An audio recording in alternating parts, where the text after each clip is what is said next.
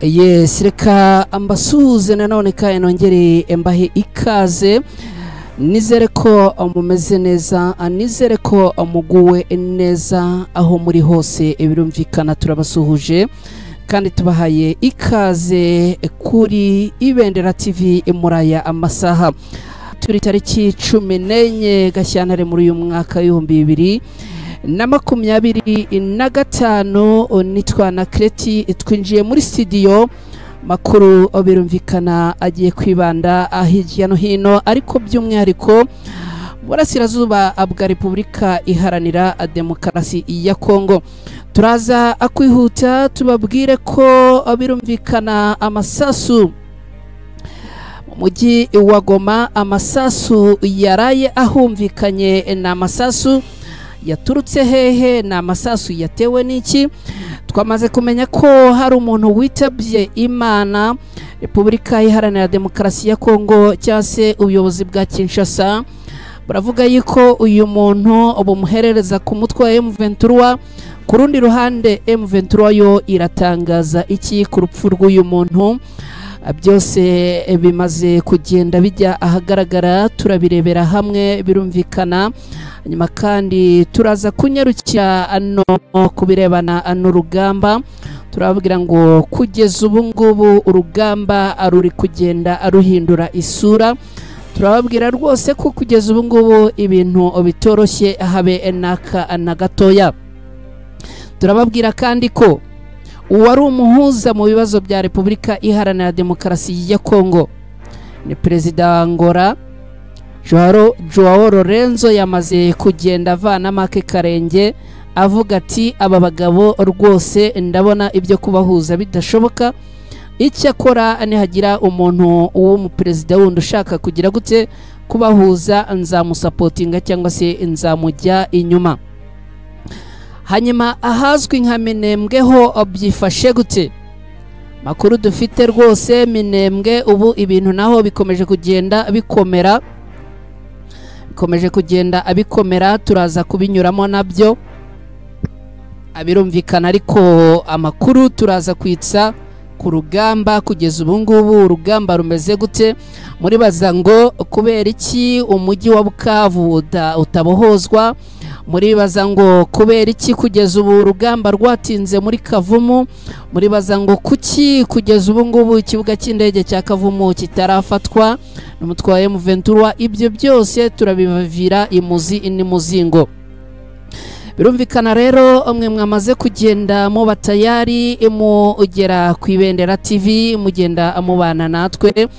Ubwo nizere ko mukomeje kugira gute, mukomeje kugenda mu batayari. Hanyuma ubwo mutere agatebe. Hanyuma kindi tubasaba no gukora like, byibuze like zigenda ziba 10 duhita tugira gute, duhita twanzikana aya makuru.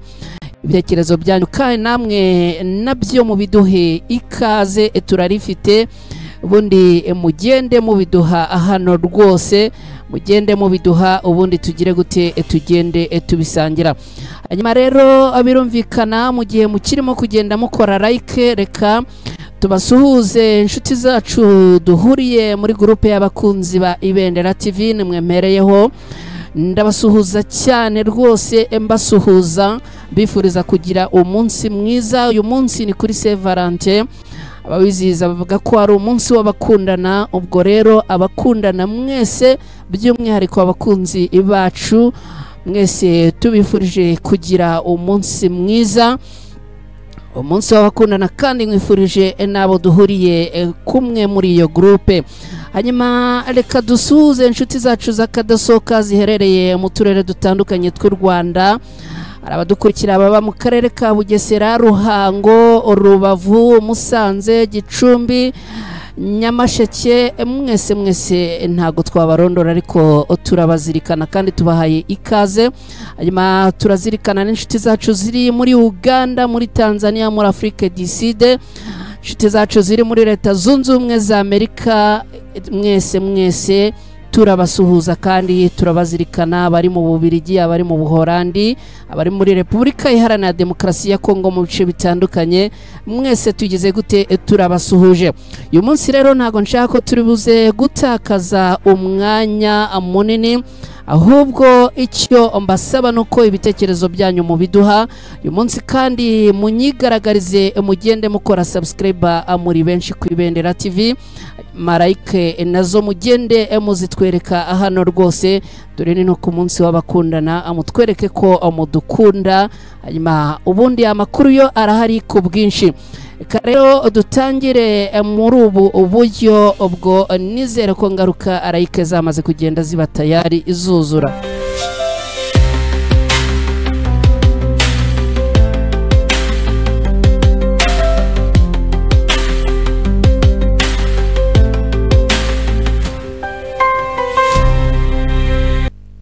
Yes, hanyuma rero aya makuru yacu reka tuyatangire twihuse tuyahere hariya mu mujyi wa Goma. Umujyi wa Goma mu ijoro ryakeye, no kuvuga tariki 13 Gashyantare muri uyu mwaka w'2025 haraye humvikanye amasasu menshi. Harayumvikanye amasasu menshi, biravugwa yuko ari abafaridese n'abawazarendo bari bagiye kwiba, hanyuma bakaza kugira gute, bakaza kugwa mu gaco k'abarinzi cyangwa se kabari bari kuri operation b'ingabo za M23.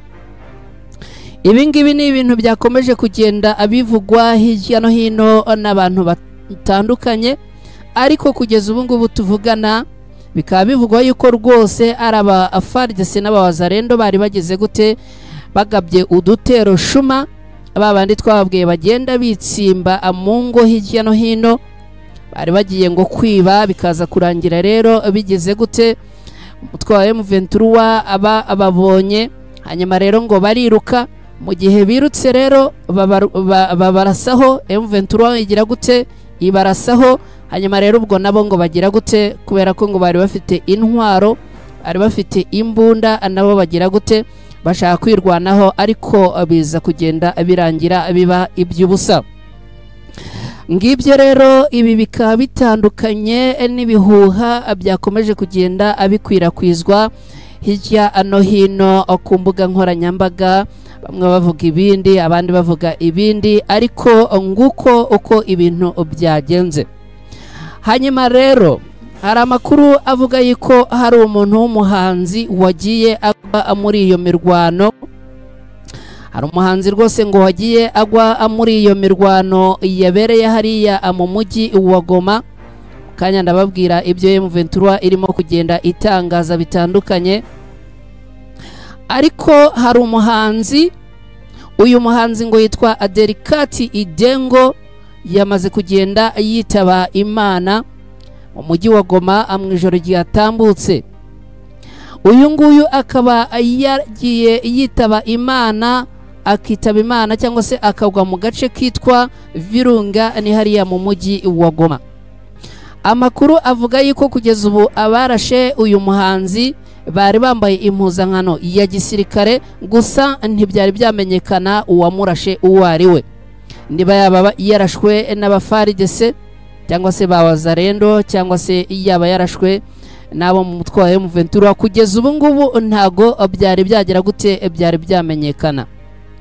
Gusa amafoto ari gukwirakwizwa ku mbuga nkoranyambaga yerekana uyu muhanzi wari wambaye ipantaro ya gisirikare yashizemo umwuka nyuma yo kugira gute, nyuma yo kuraswa. Bivugwa ko yaba yarashwe ubwo yararimo afata amashusho y'indirimbo aheruka gushyira hanze.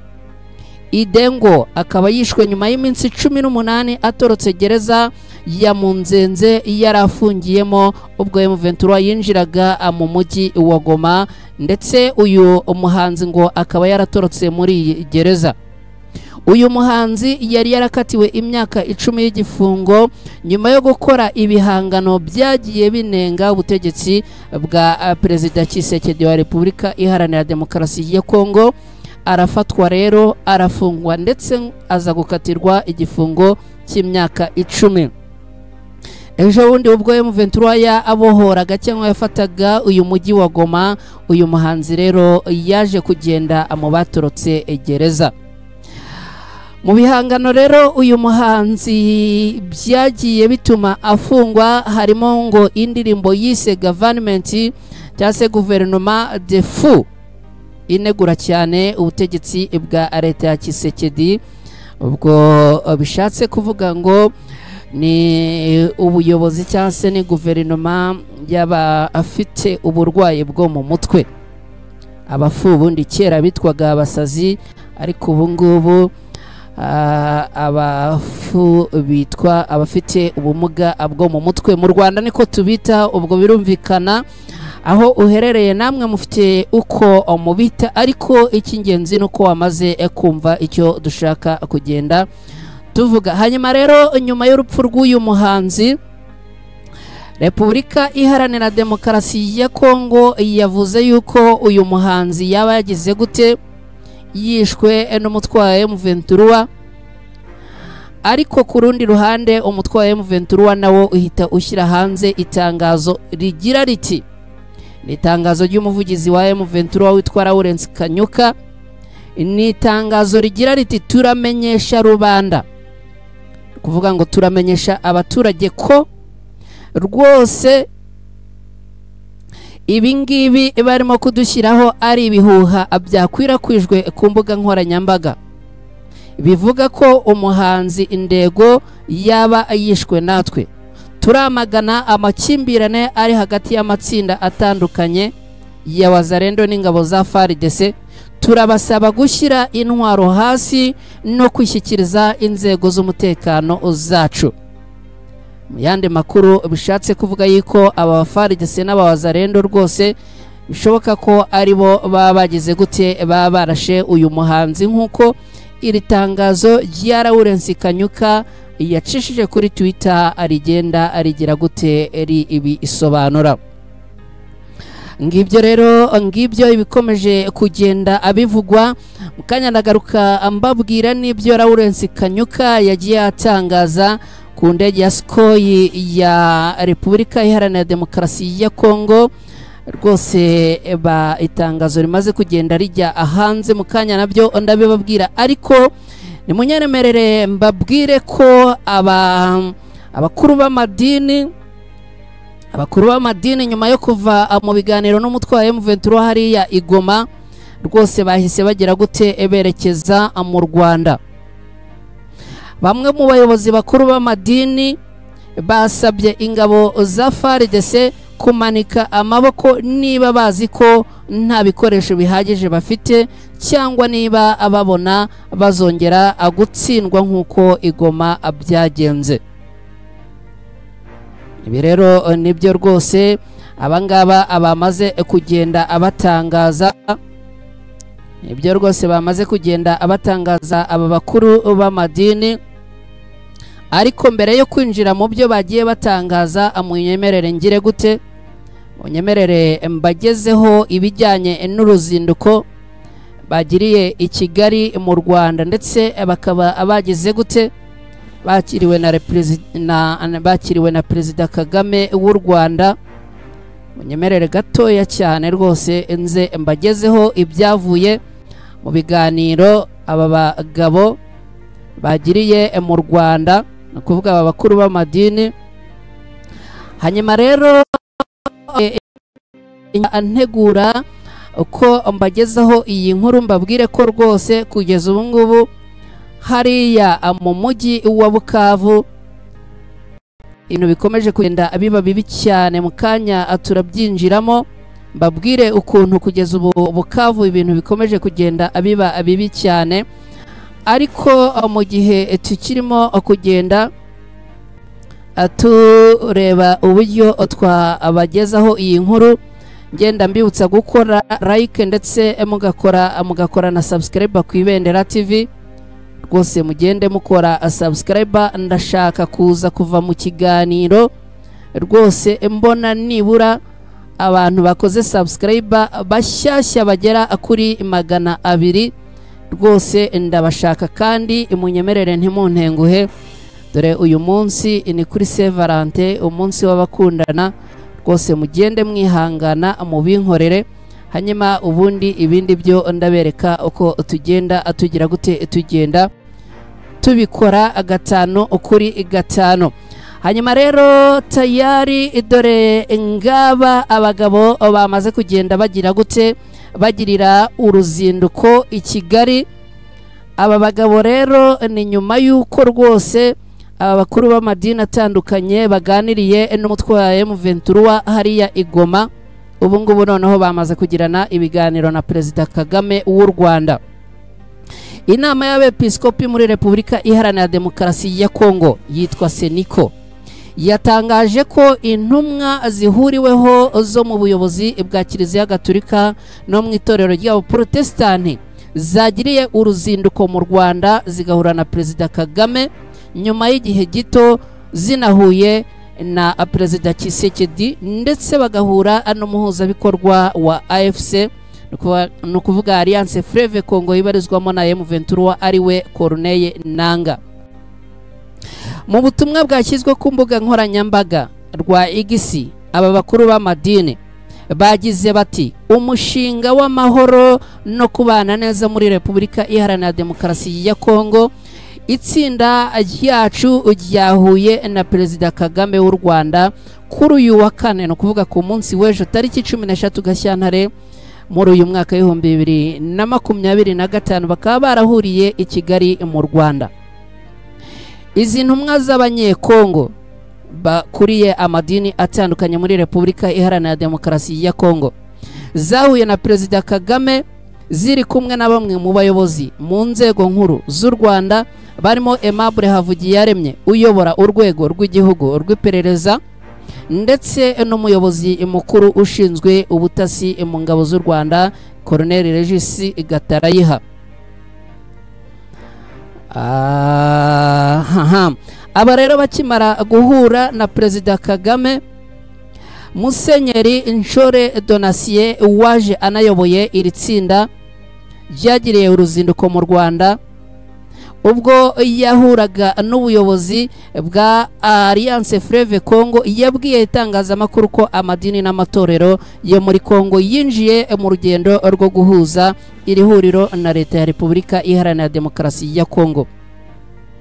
Akaba rero abakuru b'amadini bakomereje no mu Rwanda kugira ngo barebe uko bagera gute bagenda abagarura cyangwa se bahamagarira abakuru b'ibihugu bombi kugirana ibiganiro nyuma y'uko ibi bihugu u Rwanda na Repubulika Iharanira Demokarasi ya Kongo bimaze igihe kinini rwose umutekano cyangwa se ibintu bitameze neza.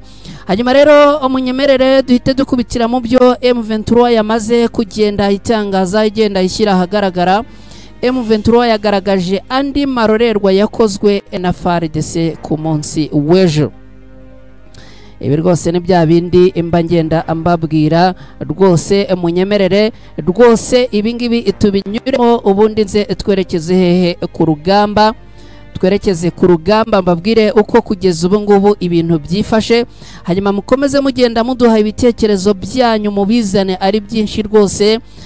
Za nshuti zacu ziherereye muri Leta Zunze Ubumwe za Amerika, those friend, just those listeners from United States of America, welcome you here at Ibendera TV, and we ask you to give your advice here if you want and if you are there. Ngibyo rero uko ibintu byifashe mu kanya turerekeza ku rugamba. Hanyuma ariko munyemerere mbanze mbabwire ibijyanye n'iri tangazo rya M23. Umutwe wa M23 wavuze ko igisirikare cya Repubulika Iharanira Demokarasi ya Kongo FARDC bahanganye mu mirwano cyakoresheje indege y'intambara kikarasa mu bice bituwemo n'abaturage muri teritwari ya Karehe. Iki gisirikare kikica abantu 10 abandi barenga 20 bagakomereka. Ibi ni byamaze gushyirwa ahagaragara n'umuvugizi wa M23 mu bya politike ariwe Lawrence Kanyuka wavuze ko iki gitero cy'indege y'intambara yo mu bwoko bwa Sukhoi 25 cyabaye ku munsi w'ejo tariki 13 Gashyantare muri uyu mwaka w'2025. Lawrence Kanyuka yagize ati turamenyesha abantu ko indege y'imirwano ya Sukhoi 25 ya FARDC yasutse ibisasu bya bombe mu bice bituwemo n'abaturage benshi muri Karehe kuri uyu wa kane tariki 13 Gashyantare muri uyu mwaka w'2025. Iyi ndege igahitana abantu 10 igakomeretsa abandi 25. Uretse gatoya rwose ibi bintu tubyumve neza.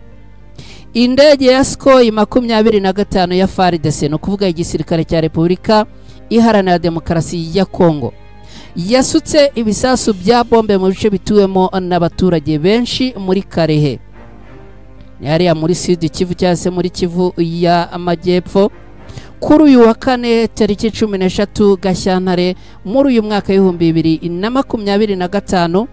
Abantu 10 bitaba Imana, abandi 25 bose bagira gute barakomereka.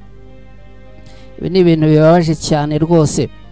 Uyu muvugizi wa M23 yavuze kandi ko igitero cy'iyi ndege cyasenye inzu nyinshi z'abaturage b'abasivile ndetse n'ibitaro bikuru bya Karehe.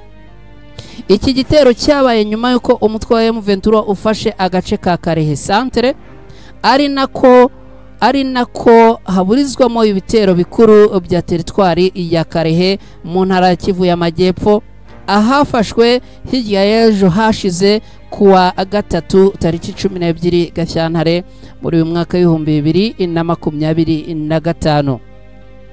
Kugeza ubu ngubu amakuru dufite aravuga yuko nyuma yuko habayeho uku kurasa kw'iyi ndege abantu benshi bakomeretse ubu buzuye muri ibi bitaro bitandukanye byo muri Karehe.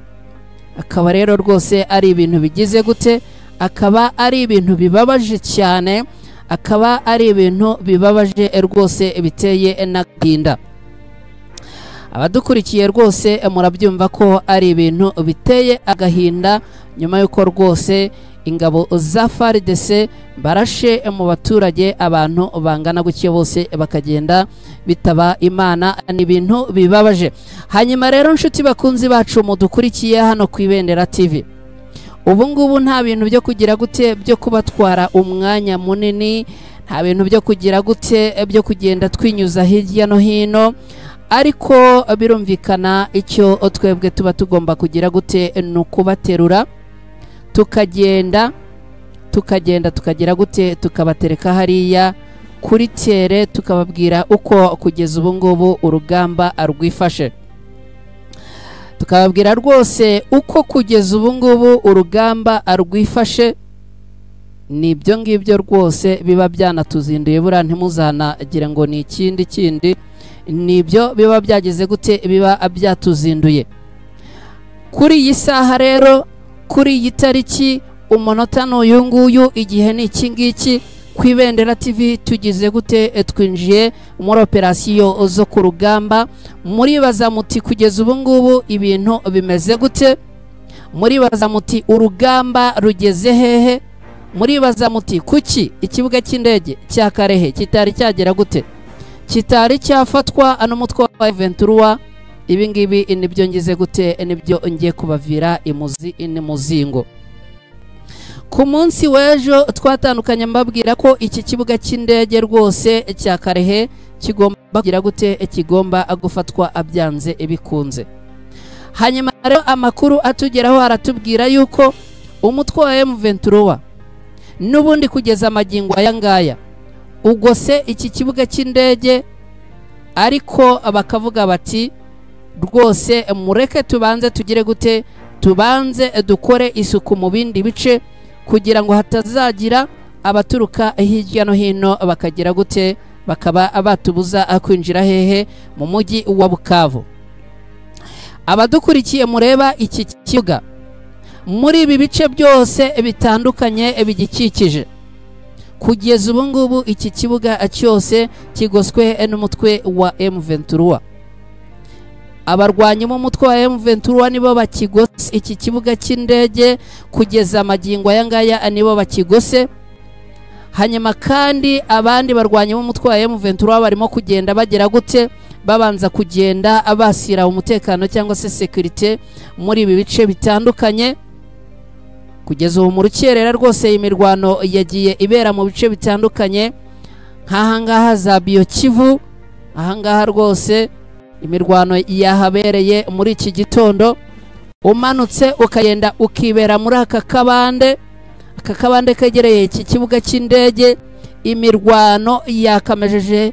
Abarwanyi ba M23 bari muri uyu muhanda, ngira ngo murahareba muri ibi bice rwose, barimo kugenda bagira gute, barasana n'abari hano kuri aka gasozi kari hano. Ngira ngo murabireba yuko iki kibuga cy'indege giherereye ahangaha kiri mu gahinga cyangwa se ku gasozi. Wamanuka hasi ahangaha ukagera hano mu kabande, wagira ngo ni nko ku kibuga cy'umupira. Hanyuma nanone wagera hano ukabona yuko ahangaha ari ku kandi gasozi. Hanyuma rero kugeza ubu ngubu mu rukerera rwose kuva mu masaa moya kuva mu masaa 11 saa 10 zo mu rukerera rw'uyu munsi rwose imirwano yagize gute, yambikaniye ahangaha. Dore ko rwose amakuru angeraho avuga ko n'ababa sirikare bo muri Chad bamaze kugenda bagera ahangaha, ariko bose ngo barimo kugira gute, barimo kugenda abadondaho, ariko ibintu bikaba ubusa, bagasanga M23 igize gute, yihagazeho. Hari abantu bakomeje kugenda bavuga bati M23 rwose nikomeze imanuke igere no mu mujyi wa Bukavu. M23 yamaze kuvuga yuko itanze igihe gitoya cyane rwose kugira ngo ibe yageze gute, yageze mu mujyi wa Bukavu. Icyo yavuze nuko kugeza amagingo aya ngaya irimo igenda ikemura ibibazo biri muri izi nzira zitandukanye, igenda ikikira hano hose. Ngira ngo murahabona muri uyu mujyi, no mujyi rwose uherereye hano aho nakwita muri Kavumu cyangwa se aho nakwita mu burengerazuba bw'amajyepfo wa Bukavu, aha muri za Adikivu UN base, aha muri za Institut Dive Metre. Ahangaha abantu mwarimo kugenda habera ikintu bise imirwano, urusasu rurimo kugenda ruvuza ubuhuha. Impamvu M23 irimo kugenda ikora ama operation y'imirwano hano nukubera iki? Nukugira ngo ibanze ice inzira nziza cyane kugira ngo izabone uko igira gute imanuka muri ibi bice byose igerekeza hehe, muri uyu wa Bukavu uwibereye hepfo ahangaha. Nta kibazo n'iki na kimwe kigenda akiyibuza gutambuka. Ngira ngo murabibona umujyi wa Bukavu ko uherereye ahangaha. Kugeza ubu ngubu M23 rwose irimo kugenda igira gute, ikemura ibibazo biri muri izi nzira zitandukanye z'ahangaha, yaba mu burasirazuba bw'uyu mujyi wa Bukavu, abwo ni mu burasirazuba, ni mu burengerazuba, ndetse no mu majyepfo y'uyu mujyi wa Bukavu. Ahangaha niho ruri kugenda rugira gute, rurimo kugenda arwambikanira amagingo aya ngaya tuvugana rwose. Urugamba rukaba rukomeje kugenda rugira gute, rwambikanira muri ibi bice.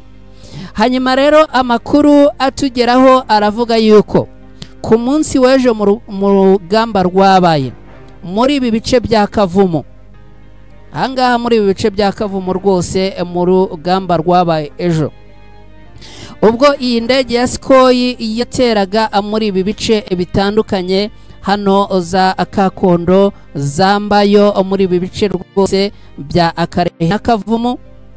Bivugwa yuko rwose yaje ifite umugambi wo kugira gute, wo kurasa kuri M23.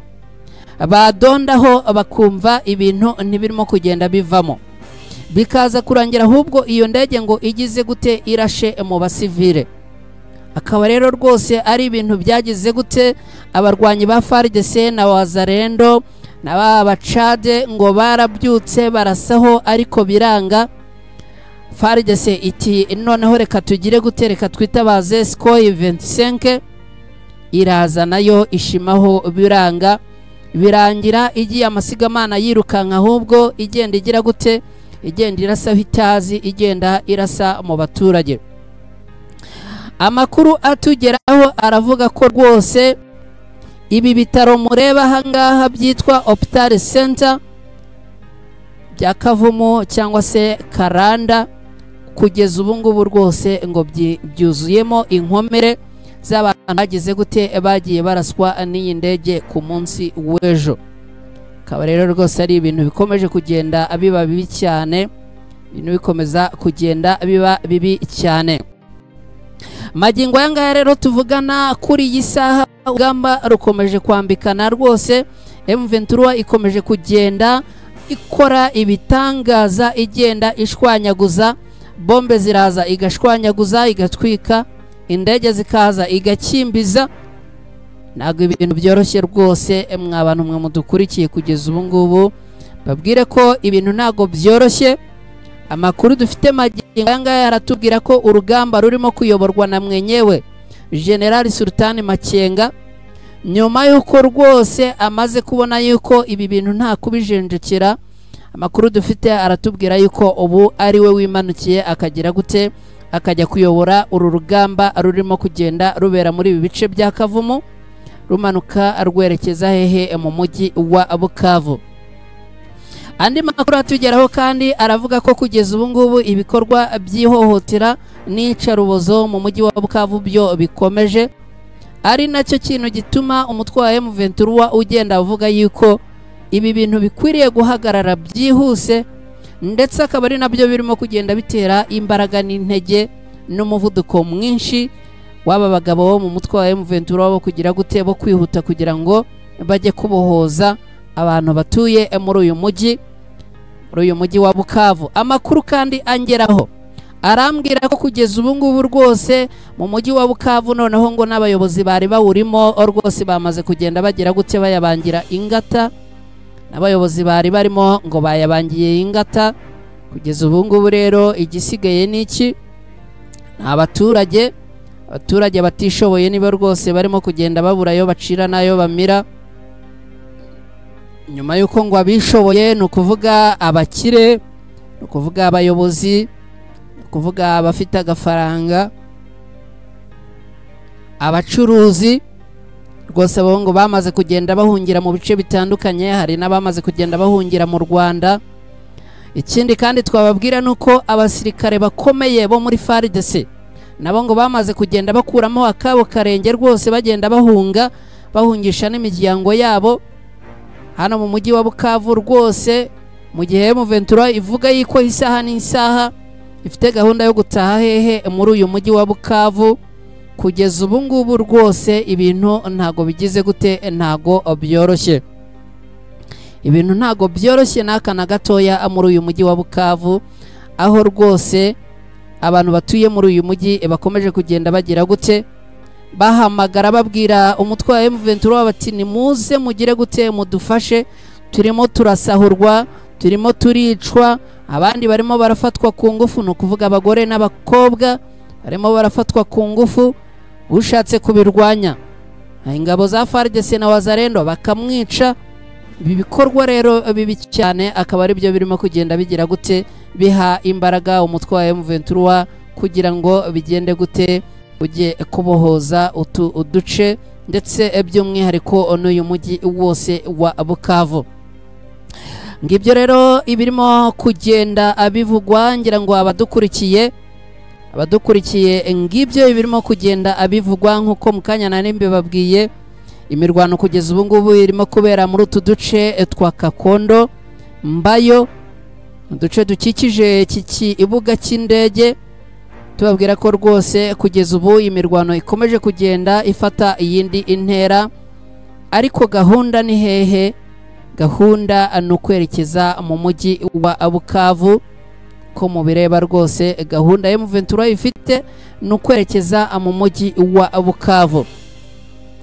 Ngibyo rero abadukurikiye, ngibyo bikomeje kugenda abigira gute, ngibyo bikomeje kugenda abivugwa.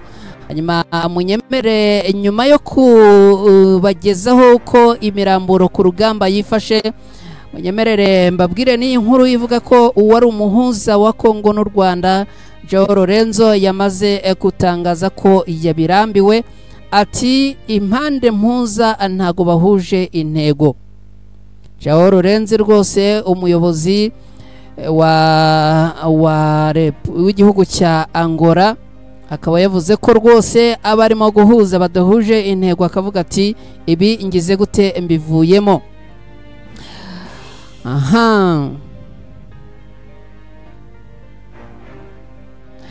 Joao Lorenzo rero ni umuyobozi w'igihugu cya Angola ndetse akaba yari n'umuhuza hagati y'u Rwanda na Repubulika Iharanira Demokarasi ya Kongo. Akaba yaganiriye n'ikinyamakuru cyitwa Jeune Afrique, akavuga ko amaze kurambirwa kuba umuhuza w'ibi bihugu byombi kubera yuko ngo intego zabo ahuza atari zimwe. Ubwo yaganiraga na Jeune Afrique yakomeje avuga ko ananiwe amagambo yavuze agira ati nakoze akazi kose ariko Kongo yakomeje kugenda inaniza. Igihe twari twateguye amasezerano yafatwaga nkaho ari aya nyuma, Kagame na Tshisekedi bari guhurira i Rwanda bagashyira umukono kuri ayo masezerano. Ayo masezerano ntiyigeze ashyirwaho umukono kubera uruhande cyangwa se uruhare rwa Tshisekedi. Joao Lorenzo yakomeje avuga ko igihe kigeze ngo ashyigikire undi mukuru w'igihugu ku bijyanye n'izi nshingano zo guhuza u Rwanda na Repubulika Iharanira Demokarasi ya Kongo. Akaba yagize ati igihe kirageze ngo leta ya Kongo iganire n'igisirikare cya M23, bitabaye ibyo iki kibazo ntikizigera gikemuka. Ibi ngibi akimara kubivuga, abanyamadini batandukanye hano muri Repubulika Iharanira Demokarasi ya Kongo, reka nabo mbabereke. Aba banyamadini batandukanye nabo bagize icyo batangaza, bakaba basabye ingabo za Repubulika Iharanira Demokarasi ya Kongo kumanika amaboko niba nta bushobozi bafite buhambaye. Bamwe mu bayobozi bakuru b'amadini basabye ingabo za leta ya FARDC, za leta ya Kongo FARDC, kumanika amaboko niba bazi ko nta bikoresho bihagije bafite cyangwa niba babona abazongera gutsindwa nk'uko igoma byagenze. Ababihaye Imana ibi babitangaje mu itangazo ryabo bashyize ahagaragara, bavuga ko batifuza kubona ibyabaye igoma byongera kuba ano n'ahandi hatandukanye. Bakaba bagize bati tubandikiye tubagaragariza impungenge dufite mu ntambara igihugu cyacu kirimo kurwanamo n'umutwe wa M23. Ni itangazo bagiye bashyira ahagaragara bandikira ingabo za Repubulika Iharanira Demokarasi ya Kongo FARDC, bagira bati kugeza ubu intambara yageze mu marembo ya Bukavu, turayibona kandi birashoboka ko ejo cyangwa ejo bundi yagera mu baturage bigatera impfu z'abasivile nk'izabaye mu mujyi wa Goma. Twagize ibyago byo kubona ibyabaye kandi n'ubu turimo kureba ibiri kubera mu karere ka Karehe. Twabonye ko inama ya SADC na EAC yabereye i Dar es Salaam muri Tanzania nta kintu yigeze ihindura kuri iyi ntambara. Kubera iyo mpamvu rero turasaba ibisobanuro n'icyemezo kidasubirwaho ku buryo bw'imikorere y'ingabo z'igihugu n'inzego z'umutekano. Niba ingabo mufite zidashobora kurinda abaturage cyangwa niba zidafite ibikoresho bihagije, ntabwo byaba ari iby'ubwenge gutangiza intambara kuri M23 cyane cyane mu mujyi wacu wa Bukavu, ahubwo nimugere gute nimumanike amaboko. Ibi bibaye nyuma yaho ababihaye Imana bo mu mujyi cyangwa se bo muri Repubulika Iharanira Demokarasi ya Kongo baganiriye n'ingabo za M23 ku ntego yo gushaka umutekano urambye muri uyu mujyi, ndetse kandi bakanagirira uruzinduko hehe mu Rwanda kuganira na Perezida Kagame w'u Rwanda kugira ngo harebwe uburyo rwose intambara zitandukanye hariya muri Repubulika Iharanira Demokarasi ya Kongo zagenda zigira gute, zagenda zigana ku musozo. Hanyuma rero nshuti bakunzi bacu mudukurikiye hano ku Ibendera TV, reka nizere ko mukomeje kugenda amugira gute, mugenda amugubwa neza mu bice bitandukanye muba muherereyemo. Reka atugire gute, tunyaruke gatoya cyane rwose, tunyuze n'amaso mu bitekerezo byanyu mwagiye muduha. Birumvikana ibitekerezo byanyu biba ari ikaze risesuye hano ku Ibendera TV. Yo mu biduhaye rwose tuba tugomba kugenda tubiha agaciro. Hanyuma harutwa tujya inama Alphonse wagize ati hayi turabumva cyane 5/5.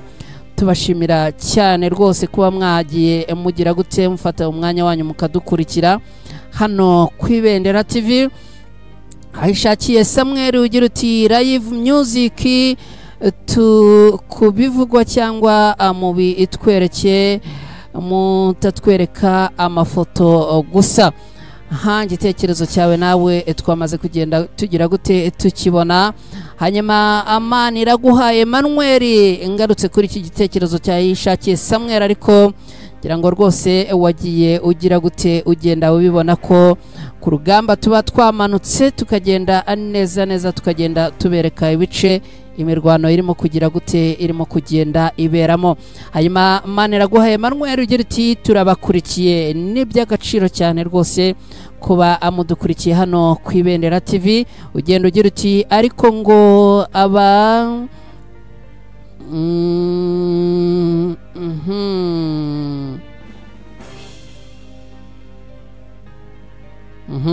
iki gitekerezo cyawe uduhaye twakibonye, ariko aya makuru nta na hatoya rwose twigeze tuyabona ngo twemeze yuko ari ukuri. Ngira ngo rwose ubwo turakomeza kugenda tubishakisha, ariko icyo nakubwira cyo nuko kugeza ubu ngubu aya makuru ari ibihuha. Nta rwego n'uru na rumwe rwigeze ruyatangaza, ndetse n'imboni zacu ntago rwose aya makuru yari yagira gute, yari yajya ahagaragara. Ubwo rero kugeza ubu ngubu reka tukubwire ko ari ibihuha. Hanyuma hari uwitwa Ramadani Uwimana ugira uti mwiriwe, wadusuhuje natwe turakwikirije, twizere ko ubwo umukanya ugaruka utubwira icyo warugiye kugira gute, warukomerejeho ugenda utubwira. Hari uwitwa Christian Muneza ugira uti mwakoze cyane, nawe wakoze kubana natwe hano ku Ibendera TV. Mwese rero umunyemerere tugire gute tubashimire. Ariko hari n'abagiye baduha ubutumwa batwandikiye kuri WhatsApp, namwe twabonye. Abaherereye Masisi mwaduhaye ubutumwa munyuze kuri nimero yacu ya WhatsApp, abaherereye mu mujyi wa Bukavu ndetse n'abaherereye Goma mwaduhaye ubutumwa. Mwese twabonye kandi turabashimira cyane. Kiza nuko nta bibazo mwagiye mutubaza, ari uko ari ibitekerezo mwagiye muduha mutubwira muti turabakurikiye, mutubwira muti makuru tuyabagezeho, kandi kuyabagezaho ni inshingano zacu. Abadukurikiye muherereye muri Afurika y'Epfo namwe twabonye, abaherereye mu Bubiligi, abaherereye muri Mozambique, mwese twageze gute, mwese twabonye. Ndetse n'abandi mwadukurikiye mwicecekeye, n'abandi mwatwoherereje ubutumwa kuri nimero bisanzwe, mwese ubutumwa bwanyu twabubonye kandi tugira gute, tubuha agaciro gakomeye cyane. Hanyuma reka dusoreze kuri Nigena Samuel ugira uti ariko amasaso arimo kuvugira igoma. Ibyo rwose twabivuze ko ari amasasu yavuze ku mugoroba watambutse. Hanyuma ubwo ibijyanye n'andi makuru akurikira turaza kugenda atubisangira,